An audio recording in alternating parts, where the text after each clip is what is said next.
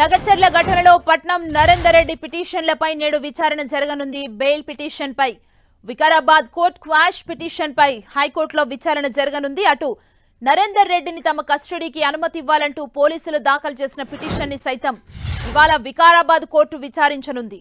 పట్నం నరేందర్ రెడ్డిని 7 రోజులు తమ కస్టడీకి ఇవ్వాలని పోలీసులు పిటిషన్ వేశారు. ఈ 3 పిటిషన్లపై ఇవాళ విచారణ జరగనుంది.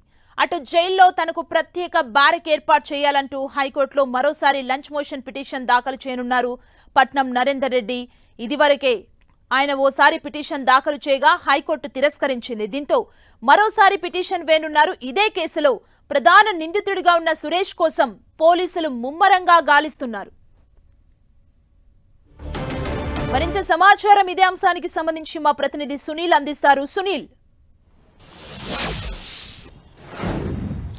రాష్ట్ర వ్యాప్తంగా తీవ్ర దుమారాన్ని రేపుతున్నటువంటి లగచర్ల ఘటనకు సంబంధించిన దానిపై ఈరోజు ఒక కీలక పరిణామం చోటు చేసుకునే అవకాశం ఉంది. ప్రధానంగా ఈ కేసులో ఇప్పటికే అరెస్ట్ అయినటువంటి మాజీ బీఆర్ఎస్ ఎమ్మెల్యే పట్నం నరేందర్ రెడ్డిని 7 రోజుల పాటు తమ కస్టడీలోకి అనుమతి ఇవ్వాలంటూ కూడా పోలీసులు ఇప్పటికే వికారాబాద్ కోర్టులో కస్టడీ పిటిషన్ దాఖలు చేశారు. అదే తరహాలో తనకు ఈ కేసులో బెయిల్ మంజూరు చేయాలంటూ కూడా ఇప్పటికే పట్నం నరేందర్ రెడ్డి అటు వికారాబాద్ కోర్టులో బెయిల్ పిటిషన్ కూడా దాఖలు చేయడం జరిగింది. ఇక తన రిమాండ్ ని సవాల్ చేస్తూ మరోవైపు హైకోర్టులో రిమాండ్ పూర్తిగా కొట్టివేసే విధంగా హైకోర్టు ఆదేశాలు జారీ చేయాలంటూ కూడా ఇప్పటికే హైకోర్టులో కాష్ పిటిషన్ కూడా దాఖలు చేయడం జరిగింది. మరోవైపు ఇప్పటికే చెర్లపల్లి జైల్లో జ్యుడిషియల్ రిమాండ్ లో ఉన్నటువంటి నేపథ్యంలో తనకు ప్రత్యేక బ్యారక్ ఇచ్చే విధంగా హైకోర్టు ఆదేశాలు జారీ చేయాలి. ఎందుకంటే తోటి ఖైదీల మధ్య తనను ఉంచారు. ఒక మాజీ ఎమ్మెల్యేగా పనిచేసినటువంటి తనకు ఒక తోటి ఖైదీలతో ఉంచడం ఇదంతా కూడా పూర్తిగా ఇల్లీగల్ కాబట్టి ఖచ్చితంగా తనకు ఒక స్పెషల్ బ్యారక్ ఏర్పాటు చేయాలంటూ కూడా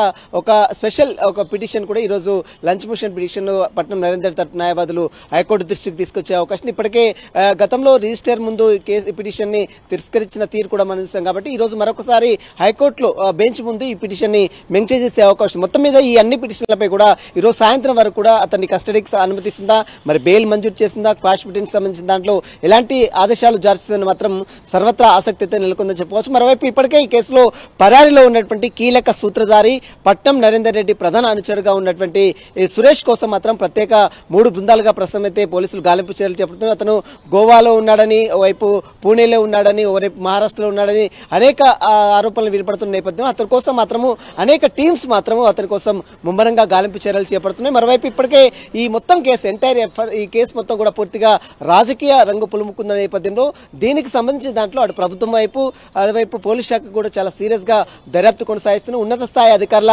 పర్యవేక్షణలో అటు additional DG law and order Mahesh Bhagwat తో పాటు మరోవైపు ఐజీ సత్యనారాయణ నేతృత్వంలో మొత్తం ఎంటైర్ ఇష్యూకి సంబంధించిన దానిపై కూడా ప్రత్యేక దర్యాప్తు కొనసాగిస్తున్నారు. ఇప్పటికే ఆ ఘటనకు సంబంధించిన కలెక్టర్ దగ్గర నుంచి అక్కడ ఉన్నటువంటి వెంకటరామరెడ్డి ఏదైతే కడా చైర్మన్ ఉన్నటువంటి వెంకటరామరెడ్డి దగ్గర నుంచి కూడా వివరాలు సేకరించి అన్ని ఆధారాలు కూడా సేకరించాలి. కాబట్టి ఫర్దర్ గా ఈ కేసులో కొంతమందిని కూడా పోలీసులు అదుపులో తీసుకొని విచారించే అవకాశం ఉంది. ఈ రోజు అటు బీఆర్ఎస్ పార్టీ సంబంధించిన వర్కింగ్ ప్రెసిడెంట్ కూడా అటు వెళ్తున్నట్టు కూడా కొంత సమాచారం తెలుస్తుంది. అందుకు సంబంధించిన పోలీసులు కూడా పటిష్టమైన నిఘాను కూడా ఏర్పాటు చేసిన పరిస్థితి మాత్రం కనబడుతుంది. సుమా, థ్యాంక్ యూ సునీల్.